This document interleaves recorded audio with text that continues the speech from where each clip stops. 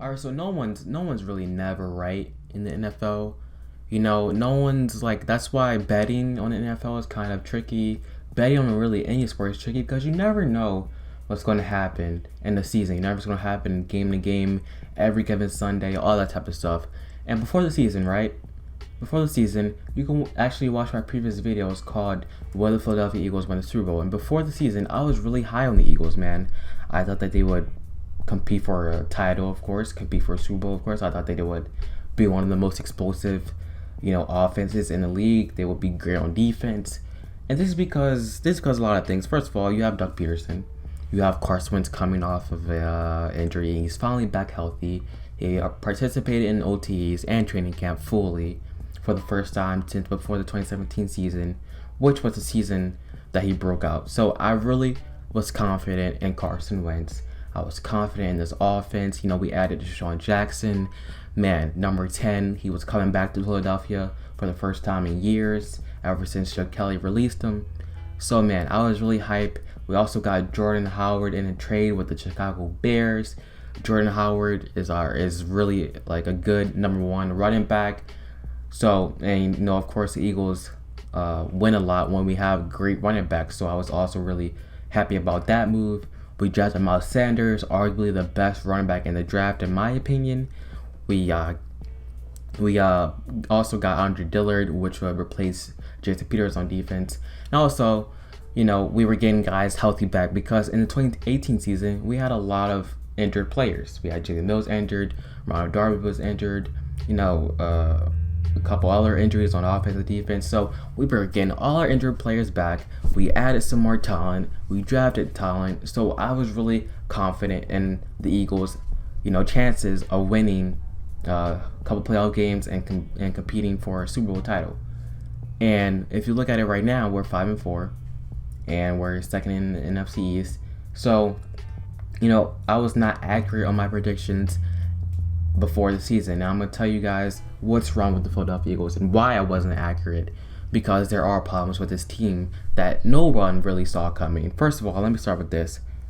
We are the third or second oldest team in the NFL this season. And that's not a bad thing because that shows that you're in win now mode. But when you build a roster that's so old and then you rely on players like Jason Peters, who got injured this year again. We rely on guys like DeSean Jackson, who's not washed by any means, but DeSean Jackson is 32 years old, and we relied on him as our number one wide receiver, and guess what? He got injured. So when you rely on these guys as your top priority talent, like DeSean Jackson, like Jason Peters, and like guys like even Malcolm Jenkins, he's not bad or anything, but there's a lot of aging guys on this team who's not performing up to the standard that they performed, in earlier seasons, and that's because they're getting older. So when you rely on these guys, to bring you to a Super Bowl just alone, that's not really a recipe for success. You have to have young guys grouped with the veterans, and we don't really have a lot of great young guys. We have young guys by all means. We have some young guys, but they don't get playing time because we don't acquire good talent from young players. Howie Roseman does not draft well. That's a known fact. We have J.J. Arcega-Whiteside. Many thought he was going to be a great pick. Many thought he was going to be a great pick out of the Pac-12, but he wasn't. And it's looking like that so far. J.J. Arcega-Whiteside in October alone, first of all, he hasn't even had a ball thrown to him in the last 6 games. Think about that. J.J. Arcega-Whiteside, our, I believe, 3rd round or 2nd round pick, has not even had a ball thrown to him, not even a target in the last 6 games. Matt Collins, got be drafted a couple years ago, 0 catches in the last 5 games. And also, let me just talk about the wide receiver real quick. Nelson Agholor is averaging a career worst yards per catch. Alshon Jeffrey, he's also an aging person who looks to be very slower from previous years. Alshon Jeffrey is averaging a career worst yards per catch. He's also on pace for his fewest yards since 2012. There's no speed, no explosiveness, no talent on this Eagles passing game. Also, it doesn't help when we lead the league in drops. So not only do we not have any speed, no explosiveness, no vertical deep threat, no one who can take the top off of defense. We also lead the league in drops. So there's really no positives. There's not a single positive about this Eagles receiving group. The only positives you can point to on offense are Zach Ertz and Dallas Goedert and Miles Sanders and the offensive line. Actually, you can point to many positives on this Eagles offense. Like the offensive line has been playing great the last few games after a slow start in the first few games. Carson Wentz has been exceptional all year. Zach Ertz, he's been picking up recently. He didn't start the year off good, but he's been picking up. He's been picking it up recently. Dallas Goedert has been a great, red zone target, a great, safety blanket for Carson Wentz all year. Miles Sanders has exploded. That was a great draft pick by Howie Roseman. Miles Sanders was a great draft pick by Howie Roseman. Jordan Howard has also been good. So there's been positives on this Eagles offense. But Eagles, this is a direct message to you. Eagles, it is 2019. It is not 1995. We can't win a Super Bowl just off a running game, man. We need to have some type of passing game, and we have none. We have no passing game. We have no threat. Not even a deep threat. Not even a short threat. Not even a jump ball threat. We don't have any of that. We thought Alshon Jeffrey was going to be a jump ball threat or a vertical threat or something like that. He's not. He's way slower. I don't know if it's because of the injury, but he's way slower. He's less reliant. He's been dropping balls recently. Nelson Agholor can't track a deep ball to save his life. He can't catch to save his life. Matt Collins, it was a quote from Matt Collins a couple weeks ago that he preferred special teams over offense. Yes, Matt Collins, he said that he prefers to play on special teams than be in offense. That's just sad for an NFL player, for an NFL wide receiver.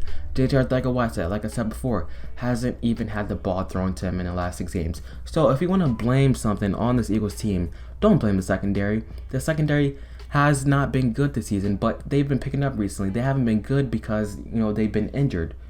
Because we have to rely on guys like Rasul Douglas and Sidney Jones and Craig James. But we just got Jalen Mills back. He's been great this season. Jalen Mills has been Pro Bowl caliber this season. Ronald Darby, he's been great this season as well. So the secondary has actually been really good in the last few games. And the defense overall has been really good in the last few games. In the start of the season, the pass rush wasn't that good. The secondary was awful. But recently, they've been the best. The defense has been the best part of our team. It's the offense that's a problem. It's Mike Groh, our offensive coordinator, that's a problem.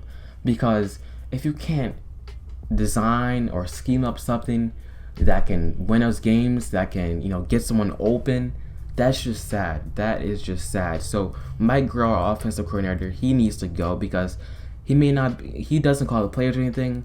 And you could say he may not be, hurting anything, but he certainly is not helping anything. Mike Groh is not helping anything. So we need a fresh pair of eyes in that department. Doug Peterson, he needs to get his players on offense, ride together, call up some good plays, design some good plays because our offensive coordinator can't.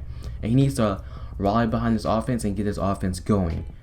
So, like I said, this defense, the Eagles' defense was awful. It was awful in the first half of the season. But now, this Eagles defense is actually doing really good. It's the offense that's the concern. And it's the offense that could be the make or break if we make it to the playoffs or not. If we make it to Super Bowl or not. That will be the make or break. It's not the defense. Our defense is good enough to win a championship. This is almost identical defense to the defense we won a Super Bowl with in 2017. So the defense is not the problem. The offense is the problem. We need someone to step up. We need, whether that's Alshon Jeffrey, Nelson Agholor, Zach Ertz, Dallas Goedert. We need someone to step up. And we just saw Jordan Matthews too, so he may step up. But we need someone to step up on this wide receiver group. We need this offense Doug Peterson, Mike Groh needs to step up and get better at coaching these guys on offense. So yes, if you ask me the problem with the Eagles, it's going to be the offense for me. It's definitely going to be the offense for me because this offense has not been even close to expectations. So in order for the Eagles to make it to the Super Bowl, in order for the Eagles to make it to even the playoffs, this offense is going to need to turn around and quick because we face the number one defense in the league on Sunday, and that's going to be a really big test. It's going to be a really big test, and if this offense can burst onto the scene and change up some stuff and explode this Sunday, then I will feel really good about the Eagles. But it's nothing that makes me optimistic about that. So, like I said, the issue with this Eagles team is the offense, and it's Doug Peterson and Mike Groh. The offense, Doug Peterson, Mike Groh. Also, it's Howie Roseman for not noticing that he has to pair Carson Wentz with a valid number one wide receiver. Man, if you look at teams around the league, let's say for example Seahawks. The Seahawks paired Russell Wilson with Tyler Lockett, DK Metcalf, and Josh Gordon. The Cowboys, they paired Dak with the best route runner in the league, Amari Cooper. The Chiefs, they gave Patrick Mahomes the fastest player in the league, and with Tyreek Hill. The Vikings, Kirk Cousins has Adam Thielen and Stephon Diggs, one of the best wide receiver duos in the league. Even some of the bad teams in the NFL have better receiving weapons than us. The Bengals have AJ Green and John Ross. The Browns, they have OBJ and Jarvis Landry. The Atlanta Falcons have Julio Jones, Calvin Ridley. So all these teams in the NFL, all these contending teams in the NFL, all these good teams in the NFL have some type of number one wide receiver. They have some type of passing game. They have some type of offense. But the Eagles seem to be one of the only teams that just refuses to give their quarterback Carson Wentz a number one receiving option. And we won't win a title until the Eagles decide to draft or sign a wide receiver that's capable of being a number one wide receiver. Because if you look, and I'll close off on this, if you look back at even Carson Wentz's 2016 year, his rookie year, he had Dorial Green Beckham. Dorial Green Beckham is not even in the league anymore. He had, who was his name? Josh Huff. And he's not in the league anymore. He had Nelson Aguilar, who was awful in 2016 when he just was drafted. So Carson Wentz has never had a number one wide receiver in his career, and until he does have one, this Eagles team may not make a big splash ever. So this Eagles team, someone is going to need to step up and be a number one wide receiver. Howie Roseman is going to have to, sign or draft or do something at the receiver position to set up this offense and Carson Wentz for success in the future. So that's what's going to need to happen with the Eagles. That's the problem with the Eagles. The problem with the Eagles is the offense, not the defense, not the secondary, not Jim Schwartz. It is the offense. It is Doug Peterson. It is Mike Groh. So that's my opinion on the Eagles for now. It'll probably change in a couple weeks. It'll probably change even next week, depending on how the Eagles play this game. But that's my opinion on the Eagles for now. If you enjoyed this video, make sure you hit the like button. Make sure you subscribe. Make sure you check out my podcast. Me and my Mouse, which is my co-host or podcast partner. That link is going to be in the description. It's going to be probably the second link in the description. Also, follow me on Twitter and follow me on Instagram too. So check out all of that. It's going to be in the description. And if you like this video, make sure you drop a like button and subscribe and do all of that. I'll be coming out with another video soon, so stay tuned. Goodbye, everyone, and thanks for watching.